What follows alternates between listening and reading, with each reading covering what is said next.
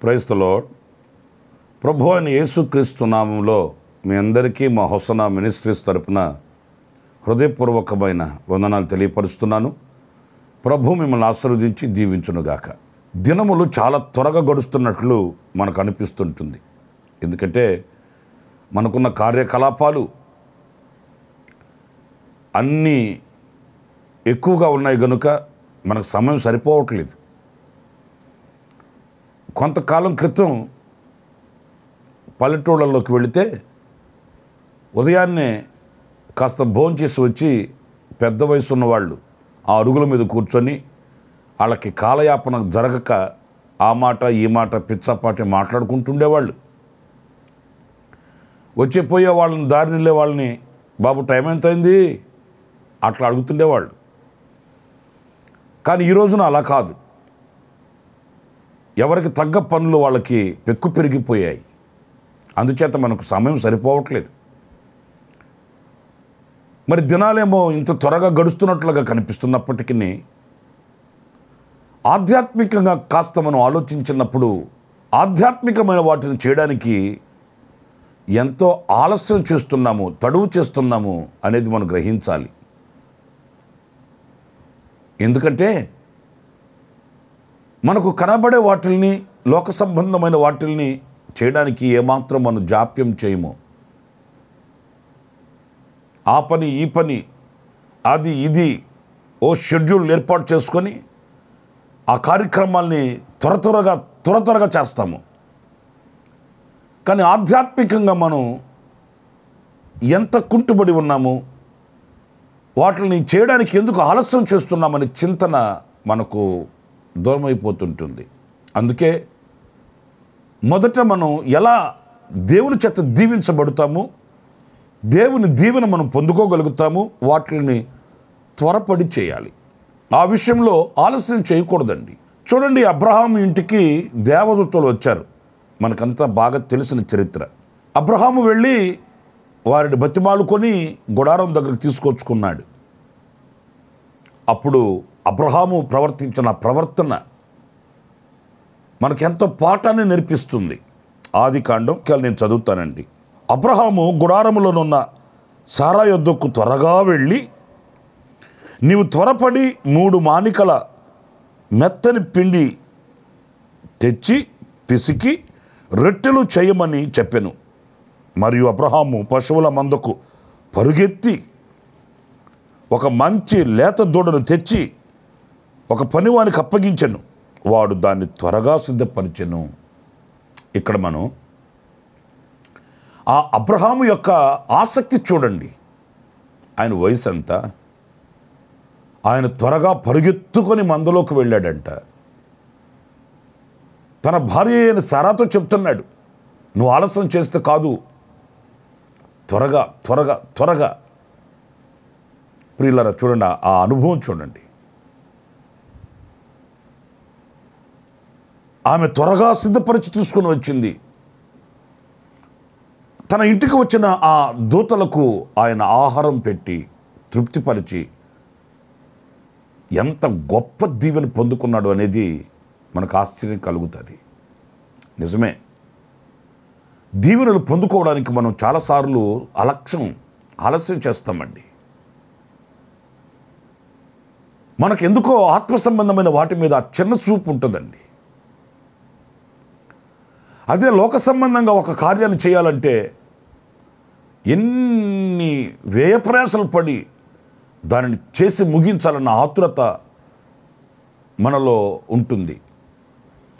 కానీ ఈ దైవ సంబంధమైన వాటిని చేయడానికి, దేవుని దీవెనలు పొందుకోవడానికి, ఆశీర్వాదాలు అందుకోవడానికి అంత చురుకుదనం కానివ్వండి, అంత ఆసక్తి కానివ్వండి మనం చూపించలేకపోతుంటాము.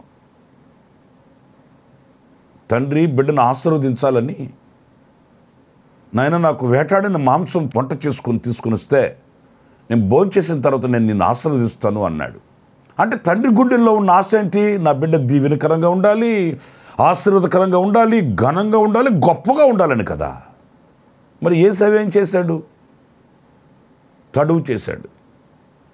మా నానే కదా, నాకు మాట ఇచ్చాడు కదా, ఆశీర్వదిస్తానన్నాడు కదా, ఎక్కడికి వెళ్తాడేంటి అన్నట్లు ఆలస్యం చేశాడు. ఆ ఆలస్యమే తన జీవితంలో తీరని నష్టాన్ని తీసుకుని వచ్చి పెట్టిందండి. అంతలో యాకోబు వెళ్ళాడు, శుభ్రంగా తండ్రికి భోజనం పెట్టాడు, తండ్రి మనసారా దీవించాడు, ఆశీర్వదించాడు, యాకోబు వెళ్ళిపోయాడు. తర్వాత ఏసా వచ్చాడు. ఏం జరిగింది? కన్నీళ్లు మయమై కుమిలి కుమిలి ఏడుస్తాడు. ఒక్క దీవెన కూడా నాకు లేదా అంటాడు. ఎందుకు ఆ దుస్థితికి దిగజారిపోయాడు అనంటే తడువు చేయడం, ఆలస్యం చేయడం. అయ్యో నా తండ్రి నన్ను దీవిస్తానన్నాడు, నా తండ్రి నన్ను ఆశీర్వదిస్తానన్నాడు, ఈ క్షణంలో నేను తడువు చేయడం కాదు, చేయవలసిన పనిని త్వరగా చేసి ముగించాలన్న కాంక్ష ఈరోజున లేకపోవడం అండి. అబ్రహాం జీవితంలో మనం చూస్తాము. ఆ దేవదూతలను ఇంటికి తీసుకుని వెళ్ళాడు, కూర్చొని పెట్టి ఆ ఇంట్లో ఎంత త్వరగా వాళ్ళని తొందరపెట్టి ఆ పనులు చేసి వారిని తృప్తిపరిచి దీవెనలు పొందాడో ఈరోజు మనం గ్రహించాలి. అలాంటి ఆసక్తి కానివ్వండి, అలాంటి మనస్తత్వం కానివ్వండి, ఆ చురుకుదనం కానివ్వండి, ఆ త్వరపడే మనస్తత్వం కానివ్వండి మనకు తప్పనిసరిగా ఉండి తీరాలండి. కొంతమంది ఏ పని చెప్పినా వాయిదా వేస్తారు. ఈ ఆదివారం కాకపోతే వచ్చే ఆదివారం వెళ్తాంలే, ఏమైంది? ఈరోజు కాకపోతే రేపు చదువుతాంలే బైబిల్, ఏమైంది? ఈరోజు కాకపోతే రేపు చేద్దాంలే ప్రార్థన, ఏమైంది? ఇలాంటి దేవుడిచ్చే దీవెనలు పోగొట్టుకొని ఇంకా ఏం సంపాదించుకుంటే ఏముంది? ఆయన ఇచ్చే దీవెనలు పోగొట్టుకొని ఎంత సమకూర్చుకొని పేర్చుకొని పెట్టుకుంటే మనకు ఉపయోగం ఏముంటుందండి? కనుక నా ప్రియ సహోదరులారా, త్వరగా దేవుని దీవెనలు పొందుకోవడానికి చేయవలసిన కార్యాలు చేసి ముగించాలి. మరొక మాట కూడా నేను మీకు జ్ఞాపకం చేస్తాను. అపోస్తుల కార్యాల గ్రంథం 22వ అధ్యాయం 15-16 వాక్యాలను చదువుతున్నాను. నీవు కన్నవాటిని గూర్చియు విన్నవాటిని గూర్చియు సకల మనుషుల ఎదుట ఆయనకు సాక్షివయ్యుందువు గనుక నీవు తడువు చేయటం ఎందుకు? లేచి ఆయన నామమును బట్టి ప్రార్థన చేసి బాప్తిస్మము పొంది నీ పాపములను కడుగుకొనుమని చెప్పెను. ఇక్కడ సౌలు చరిత్ర మనం చదువుతాము. దేవుడు సౌలును దర్శించాడు. సౌలు కనులు కనబడిన వాడైపోయాడు. అప్పుడు ప్రభు చెప్పాడు, అననీయ అనే దైవజనుడు ఉన్నాడు, ఆయన దగ్గరికి వెళ్ళు, ఆయన నీ కొరకు ప్రార్థన చేస్తాడు అన్నప్పుడు ఈ అననీయ అనే దైవజనుడి దగ్గరికి ఈ సౌలు వచ్చాడండి. అప్పుడు ఆ దైవజనుడు చెప్తున్నాడు, నీవు కన్నవాటిని గూర్చియు విన్నవాటిని గూర్చియు సకల మనుషుల ఎదుట ఆయనకు సాక్షివై ఉందువు గనుక నీవు తడువు చేయటం ఎందుకు? ఇదేమైనో, ఇదేమగునో, అదేమగునో, ఇదేంటో అదేంటో, అసలు ఏం జరిగింది, ఎందుకు వచ్చింది, ఇలాగ కాదు. తడువు చేయడం కాదు, ఇది ఆలస్యం చేసే సమయం కాదు. దేవుడు నిన్ను దర్శించిన కాలం, దేవుడు నిన్ను పిలిచిన కాలం, ఆయన అపురూపమైన స్వరూప దర్శనాన్ని నీకు ఇచ్చాడు. ఇంకా కూడా నువ్వు తడువు చేస్తే మంచిది కాదు. ఇది తడువు చేయవలసిన కాలం కాదు. ఏం చేయాలి? బాప్తిస్మం పొంది నీ పాపములను కడిగి వేసుకో. తెలుసో తెలియక చేసిన అవిధేయతలు, మూర్ఖత్వంలో చేసిన బలహీనతలు నీకు మరుగైనవేమీ కాదు. వాటిని ఏం చేయాలంటే కడుగుకొని బాప్తిస్మమును పొందు. ఇక తడువు చేయొద్దు. ఇప్పటికే ఎంతకాలం గతించిపోయింది, ఇప్పటికే సగభాగం గతించిపోయింది, ఇప్పటికే ఎంతో సమయాన్ని వ్యర్థపరుచుకున్నావు. కానీ ఇక సమయాన్ని వ్యర్థపరుచుకునే కాలం కాదు ఇది. వెంటనే నీ హృదయాన్ని తెరచి, ప్రభు దగ్గర నీ హృదయాన్ని తెరచి పరచి నీ అతిక్రమములను ఒప్పుకొని నీవు కడుగుకోవాలి నీ హృదయాన్ని. బాప్తిస్మం పొందు. కొంతమంది రక్షించబడ్డానని చెప్తారు, బాప్తిస్మం పొందడానికి దిగిరారండి. రక్షించబడ్డాను అంటారు. హృదయంలో ఉన్న ఆ అవిధేయతను తొలగించుకోవడానికి, ఆ అక్రమాన్ని కడుగుకోవడానికి సంతోషంతో ముందుకు రారండి. ఆలోచిస్తానండి, మొన్నే కదా ప్రభువుని నమ్ముకున్నాను, ఇదిగో ఇది పోయిన సంవత్సరమే కదా మందిరానికి రావడం ప్రారంభమయ్యాను, కొంచెం ఆలోచిస్తాం. అక్కడే దాచబడి ఉంది, ఆ త్వరపడి చేయడంలోనే దాచబడి ఉంది ఆశీర్వాదం.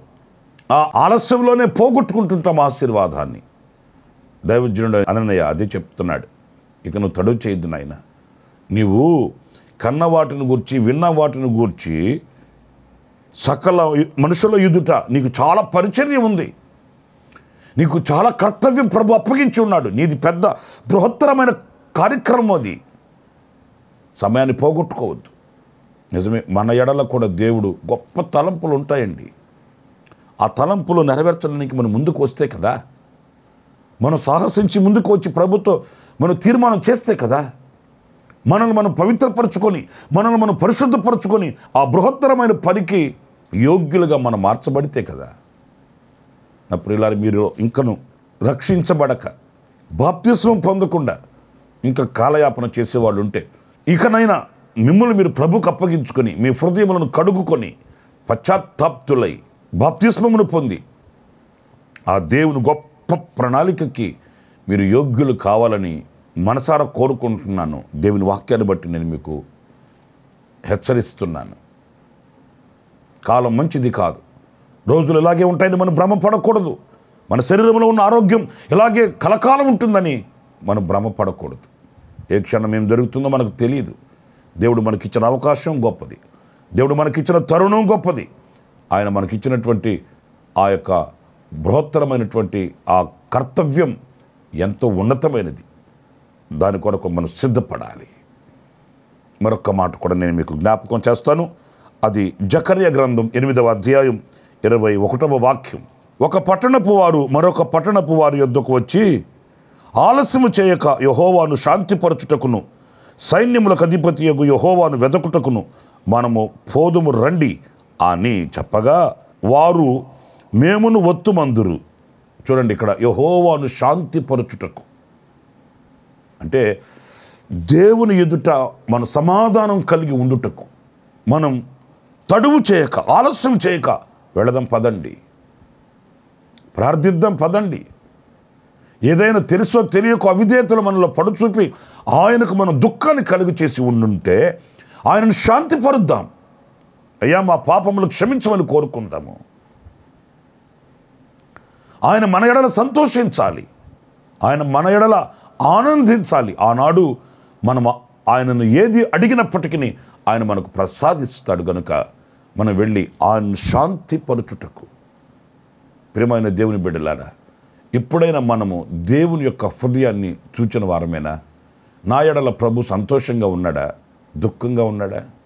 నా ఎడల తండ్రి సంతోషంగా ఆనందంగా ఉన్నాడా?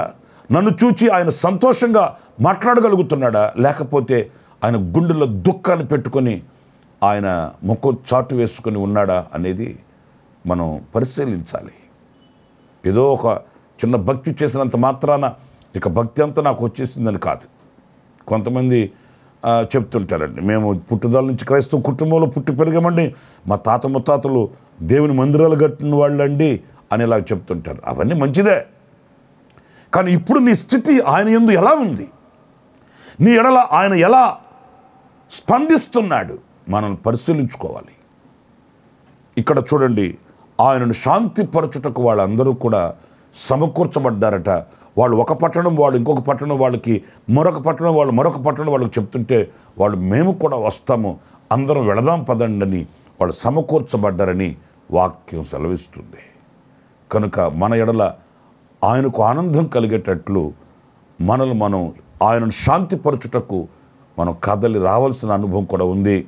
ఆయన మన యందు సంతోషించేటట్లు ప్రవర్తించవలసిన ఆవశ్యకత మన మీద ఉంది. ఆలస్యం చేయక తలలు వంచండి, ప్రార్థన చేసుకుందాం.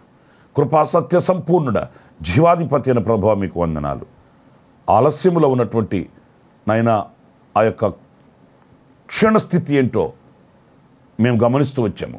త్వరపడి త్వరితగతిలో ఆ పనులు చేసినందువలన కలిగే ఆశీర్వాదం ఏంటో లేఖనాల్లో మేము గ్రహిస్తూ వచ్చాము.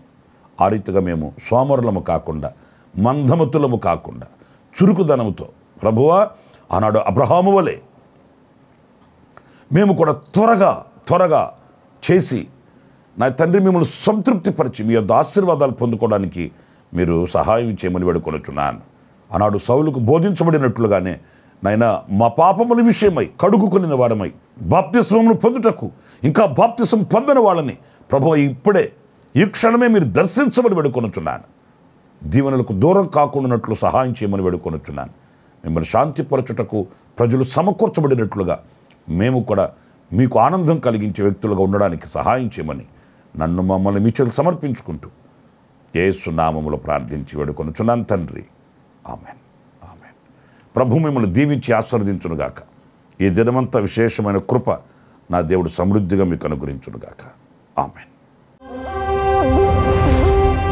ప్రతి దినము ఈ అనుదిన కృపాను సందేశాల కొరకు ఇంకా మరిన్ని ఆత్మ సంబంధమైన సందేశాల కొరకు ఈ మా యూట్యూబ్ ఛానల్ ని సబ్స్క్రైబ్ చేసుకోండి. Pastor Ramesh ministries.